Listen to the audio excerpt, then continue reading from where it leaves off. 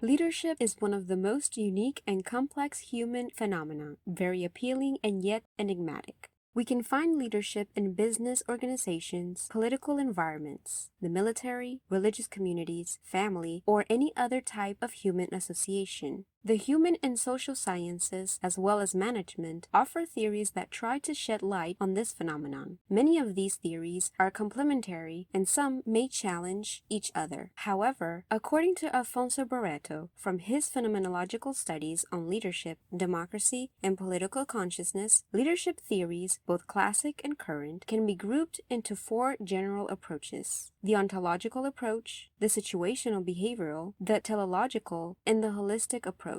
The ontological approach groups the theories that study the self or personality traits. For this reason, psychology plays a central role in the ontological theories. However, the theories also rely on other sciences to support the knowledge construction, such as history, sociology, cultural anthropology, and political science. Theories strive to understand and describe the skills, vocations, abilities, and any other individual traits that makes someone to be a leader. According to those traits, we can differentiate who is a leader and who is not. Theories pay special attention to understanding the leader's energy, intelligence, intuition, foresight, and persuasion. In general, a couple of foundations support the understanding of leadership in the ontological theories. On the one hand, there is a substantial influence coming from Ralph Stockdale and his theory of the great man. Basically, this theory recognizes the existence of destined men to make changes or lead. That's why, when the appropriate conditions are met, these men find it necessary opportunities to be leaders so that transformation happens naturally. Although history and other scientific evidence may demonstrate these claims, the great man theory emphasizes the masculine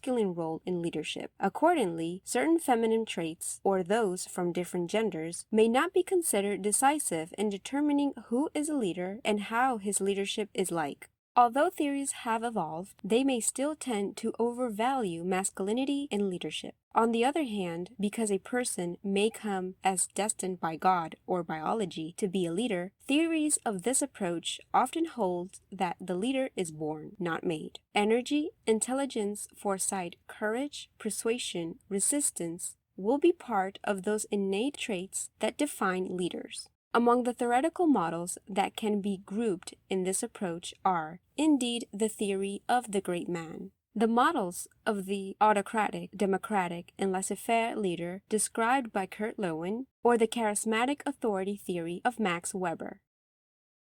Regarding the situational-behavioral approach, we find here those less absolutist and more relativistic theories. Leadership is no longer a natural consequence of personal traits, but a matter of attitudes and adaptation. Depending on the circumstances, different behaviors will have to occur in order to move forward and guide the group properly. Theories grouped in this approach are based on knowing how to read the circumstances and then being able to choose what to do and how to do it. This approach questions what is the point of having talent if we do not know how to use it. It is like having a diving suit, a parachute, a hat, or a spacesuit, but we do not know in which situations each one is used. Therefore, this approach will answer that the leader is made, not born. The leader is the one who knows how to read the situation and act accordingly. The skills or abilities to be a leader can be acquired or learned.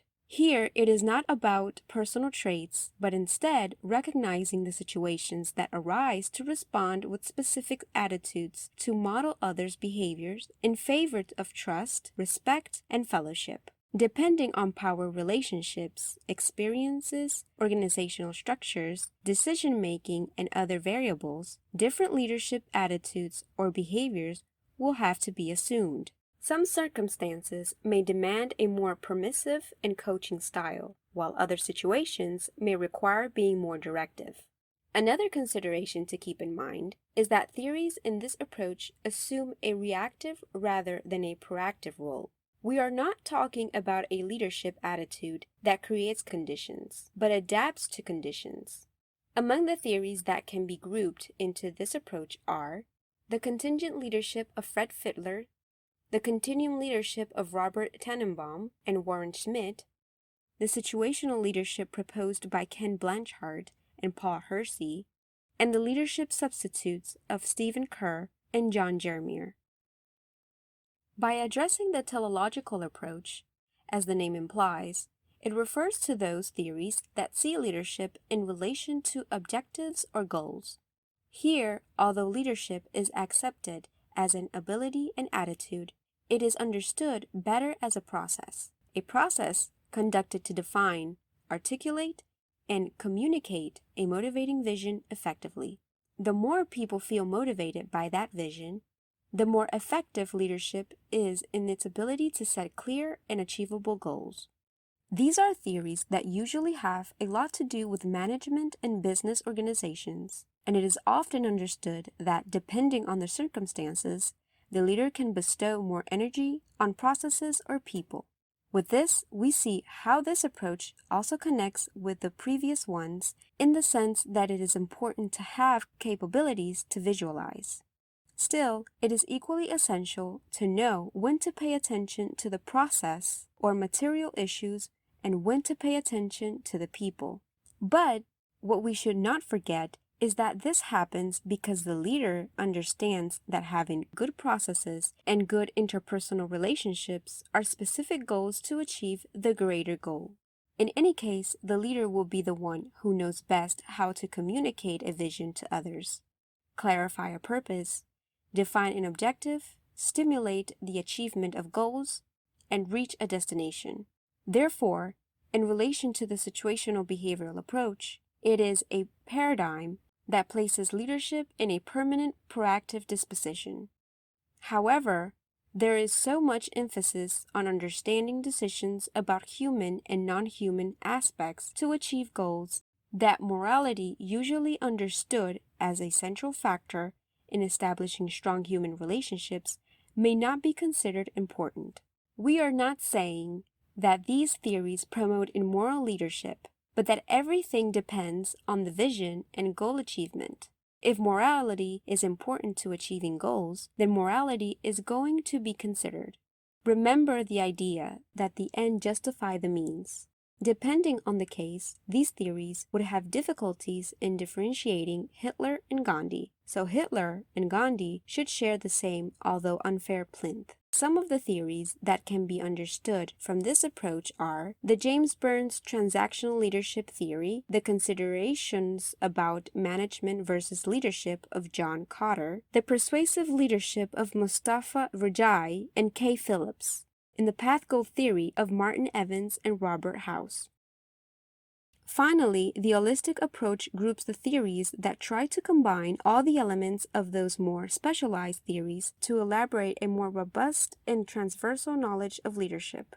To see this, we will make use of a couple of theories. First, we have the Tao of Leadership theory. This theory comes with John Heider and is based on Eastern philosophies that aspire to balance and harmony. The theory is essentially based on awareness of human processes and empathy among group members. It all starts with the foundation that leaders and followers need each other. The leader acts as a guide for the awareness process, which is also a human encounter process necessary to mature and overcome obstacles. Whoever is a leader sees the input and aspired output of the process, but the leader concentrates on the human developmental process. The idea is that by concentrating his energy on the process of harmonizing and developing intersubjective relationships, the group will have the necessary conditions to move forward. It is a theory that deals with group processes maturation. It is like a chef who concentrates his efforts on the food preparation process.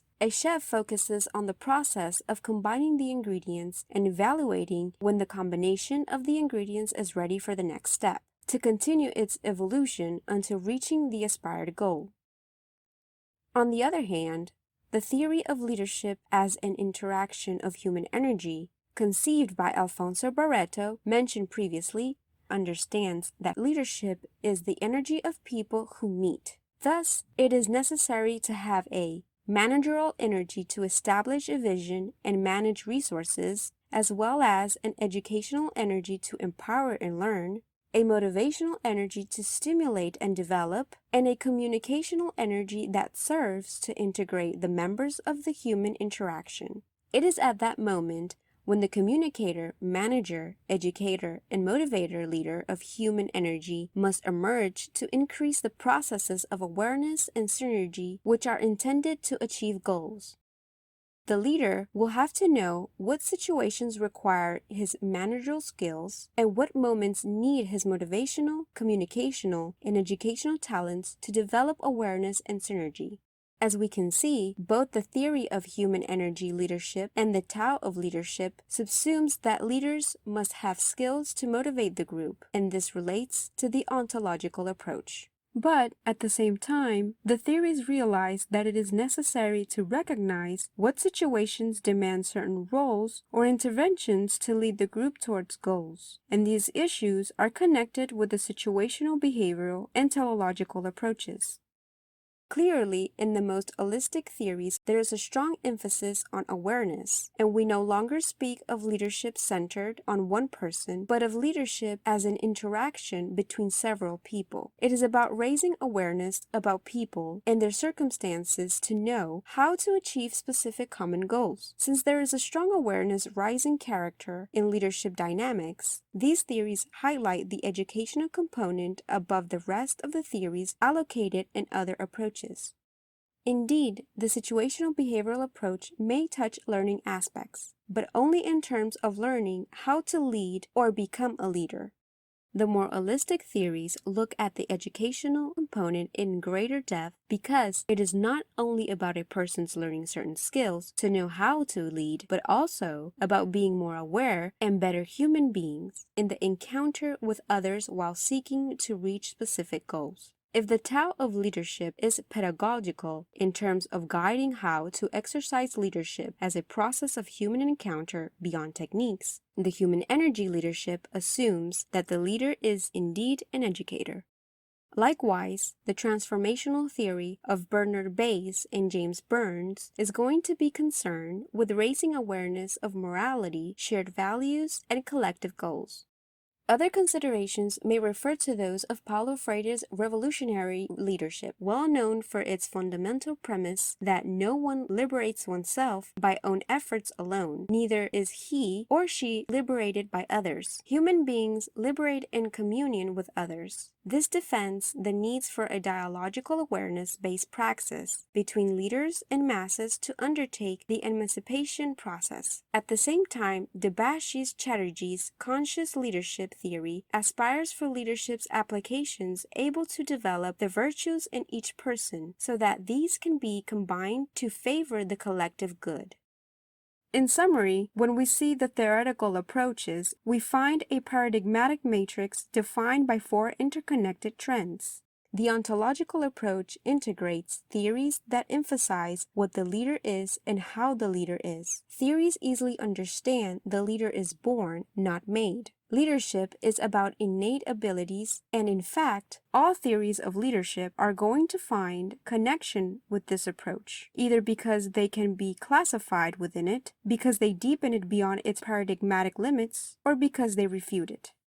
Actually, the situational behavioral approach with a more collectivistic vision will answer by saying that the leader is made, not born. The person can acquire the skills to be a leader. Theories will emphasize what the leader does and how the leader does it based on learned abilities to assess the situations. Therefore, leadership is about attitude. Meanwhile, the teleological approach, with a collectivistic vision similar to the situational behavioral approach, will focus on seeing how leadership has to do with establishing a mobilizing vision and how to achieve goals. Leadership is understood as a process and the leader as a kind of conductor of mechanical and proactive processes that are necessary to achieve goals.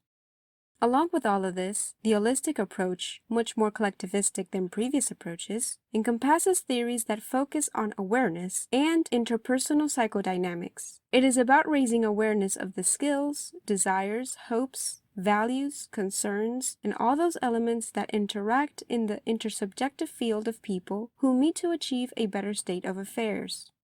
The important thing about understanding these approaches is that our metacognition develops. In other words, we develop an understanding of the reasoning that guides each leadership theory. And with this, we can learn the theories better and see more easily how they connect, complement, or refute. As additional considerations and for research purposes, it is important to take into account that, depending on what interest we have, leadership may be better understood from one theory than from another. Knowing the conceptual essence and general tendencies of theories serves to guide the research course. Also, due to the nature of research methodologies and leadership theories, there may be better interactions between a particular methodology and a given theory. Therefore, we must understand the affinities between research methodologies and leadership theories or approaches.